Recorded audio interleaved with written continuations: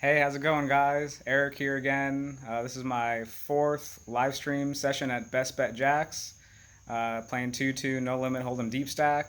I started off with 500 in my stack, and we'll get into some hands here in a little bit. Just out here, enjoying another one of my buddy's brews from Boegan's, a 7-layer stout, milk stout. It's another one of their delicious beers. They're in Castleberry, Florida, and you could find some of their beers at ABC Liquors here and there, and they're up and coming, so keep an eye out for Boegan's. All right, guys, let's get into the action. The second hand of the stream, very first hand that I play, there's an open from T-Dog to 6. Dan calls, and I bump it up to 20 with ace-queen suited, and they both call. The flop comes 10 high with 2 hearts, and I decided to check this flop. At the time, I thought that flop would hit their ranges better, but looking back at it, I should definitely be betting that flop. The turn brought an ace, and I called a $30 bet from Dan, and he bet about 65 on the river. And before I even called, I thought for a little bit. I really felt like he had a set or 2 pair on the flop or the turn, and I called it before calling that he had a boat, and he said, "Yep, I have a full house." So I couldn't fold that one, but nice hand, Dan. On to the next one. A little while later, I pick up a playable hand, Queen Jack suited, and I believe that there was a straddle in his hand, so I opened a 15, and it folds around to Justin, who was just stacked maybe about 2 hands ago for 500, and he rebought.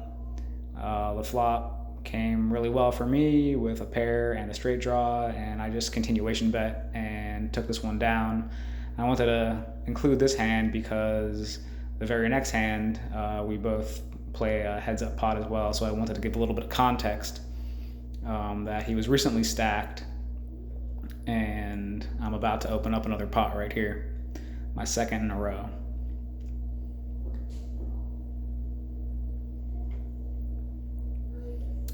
So it folds to me. I have ace king off, standard open with another straddle to 15, and Justin decides to call with ace 5 off, no fault there.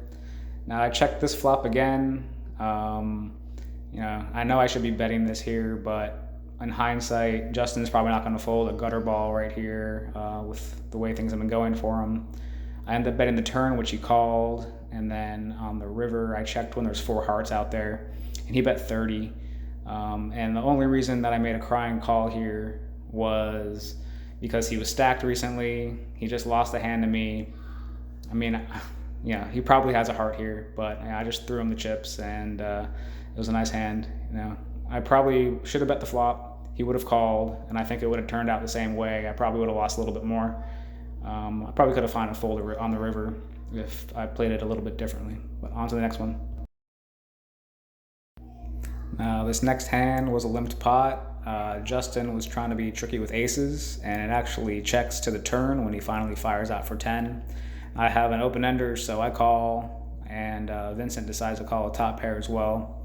And the river comes perfect for me. It's an ace. We check to Justin again. He makes it 20. And I just throw out a stack, which ended up being 70. Vincent thought for a little bit and eventually asks for a count and then folds.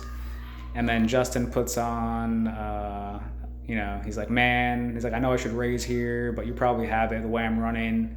So he just calls with 3 aces, don't fault him at all. Just the run out was pretty bad for him, so it was nice to take down a decent pot there. Now this next hand I wanted to include, I wasn't even in, didn't have too many hands of note to make a decent vlog, I feel like, and I asked Dan later if I can include this hand because I thought it was a very interesting one for this session. He opens it up with aces, standard, and then Vincent has been playing pretty snug, 3 bets with 6-5 suited, and Dan just makes the call. And then it goes to a flop where Dan hits top set and Vincent flops perfect with a flush. He leads for pot 100, and Dan in real time called pretty quickly. So I was putting Dan on a pretty big hand here. Vincent not so sure what he had.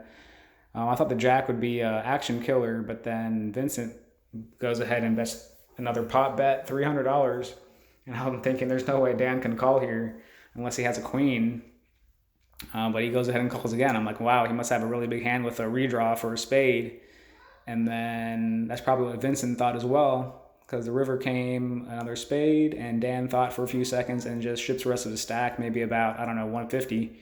Vincent folds immediately, and then Dan shows top set.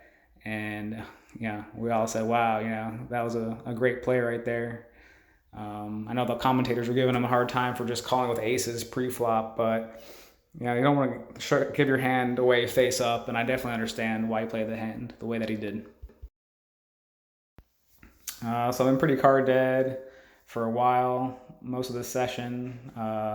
Sci-Fi limps in for 4. I make it 15 with ace-4 suited, get a couple calls. Folds back to Charlie, who was pretty new at the table. It seemed like he was given pretty good action, but I really couldn't tell yet.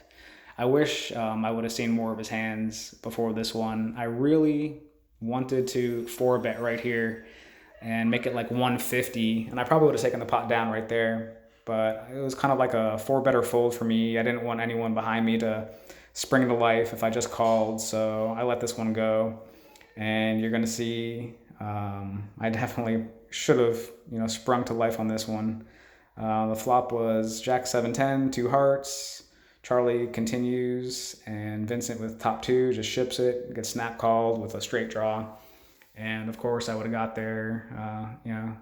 Can't be results oriented, but I had a feeling with this hand that I should have 4-bet. Probably would have taken him down pre-flop, but if I did get action, I would have had the nuts. So, all right, until the next hand. A few orbits later, I finally pick up a decent hand to play at least. Dan limps. I just limp behind with 6-5 suited in late position. Couple limps to Charlie, who I have been, noticing he's been playing a lot of hands, so he's been given a lot of action. Makes it 20, and there's no way I'm folding this playable hand in position. So I call. We go 3-handed to the flop, and it comes pretty perfect for me. Flop the flush. Charlie continues and he announces 50. Dan folds with his nothing, and I announce 150 with my vulnerable flush right now, and he snaps it off real quick. So I'm hoping for no club, and the turn is the miraculous deuce of clubs, and Charlie just auto folds, and I say, all right, well, I appreciate not betting and not putting me in a tough decision. So I'll take that one. And that was the last hand that I played for this session. I was in for 800, out for about 585. And Dan was a big winner, up about that about wraps it up. I appreciate Dan for letting me put one of his hands in for this vlog to make it a little bit more interesting for you. I ended up in the game for 800, out for 585, so a little bit of a loss, but I think I'm around even or just a little bit up overall in these live stream sessions. So, all right, until next time, thanks for watching. See ya.